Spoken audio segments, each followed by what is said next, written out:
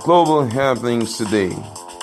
We communicate, we analyze global news.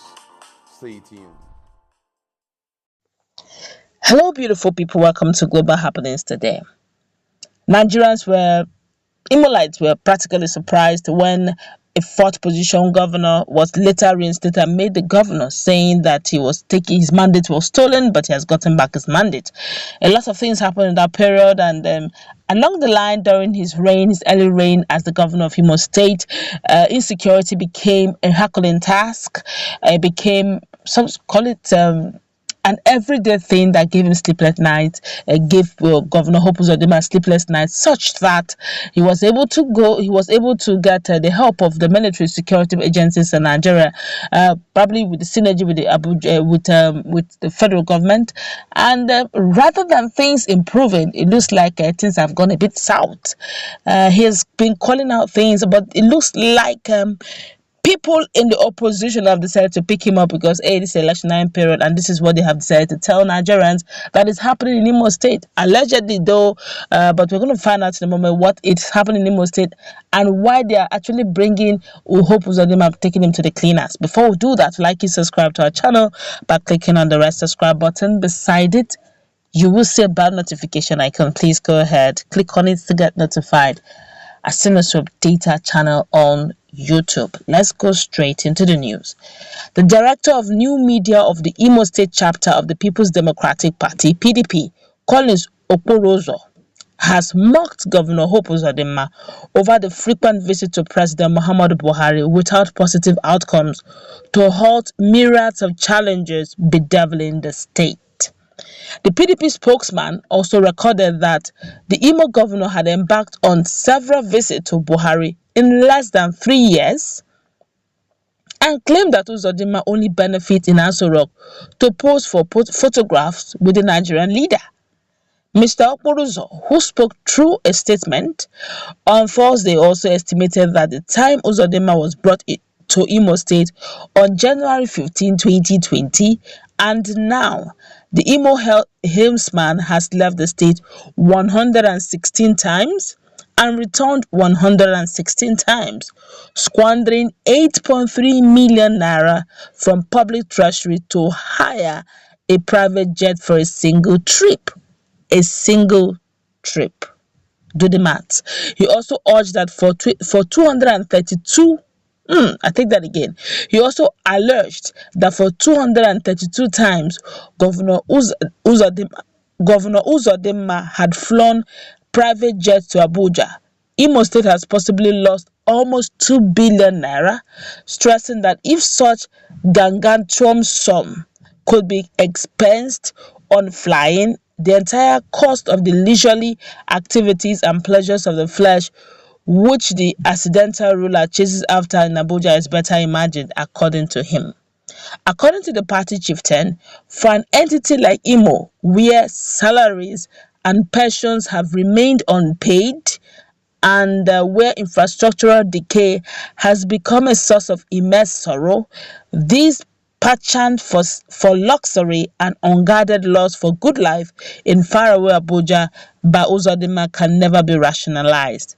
What baffles many is that since Uzodinma began his photographic sessions in Aso Rock, there is no single project in Imo which he can claim to have attracted from such vainglorious displays. His skits around President Buhari, possibly for the fun of it and possibly also to rub it on the faces of his perceived foes that he can have photo shots with president whenever he wants. Continuing, Okporozo further regretted the pain, however, is that while Uzodinma is lazing around in Abuja, Imo State is burning down to ashes, just like Emperor Nero, who fiddled with Rome burnt. History will record Uzodinma's fun-seeking indulgences in Abuja, even when Imo people live in its throes of siege and mass murderers. Today, terrorist bandits, fundamentalists are expanding their territory in Imo, slaughtering countless innocent citizens, abducting many, subjecting their captivities, including women and children, to all manner. Since the this is happening in Imo State, since it all began in Imo State, Uzodinma had neither proffered any solution to the ugly situation nor even offered any satisfactory explanation about the causes. He has instead blamed everyone else and everything else for it but himself. If he was duly elected, he would have known that the security of lives and property should be his first line of obligation, but unfortunately, he wasn't. It is time for President Buhari and his handlers in Aso Rock tell Uzodinma the bitter truth. Go and solve the problems in your state. Aso Rock is not a photo studio. The Imo spokesman submitted to talk about opposition, hitting it hard on APC that is ruling in Imo State. But of course, Nigerians have been reacting. But let me quickly say this, based on what the alleged statement was made by a PDP member, spokesman after he said something. He said, Uzodinma have not proffered solution. That's not totally true. I can at least bear witness to one or two where he called stakeholders meeting. He called on the Selikins living in Imo State. He called on Imolites. He called on stakeholders, the chiefs, the Çrîès.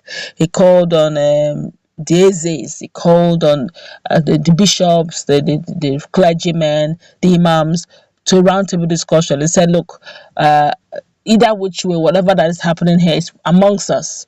Okay, these community clashes, herdsmen this, herdsmen that. He doesn't want to stop herdsmen grazing, but he believes that they can work in synergy amicably, because every part of Imo, every part of Nigeria belongs to Nigerians.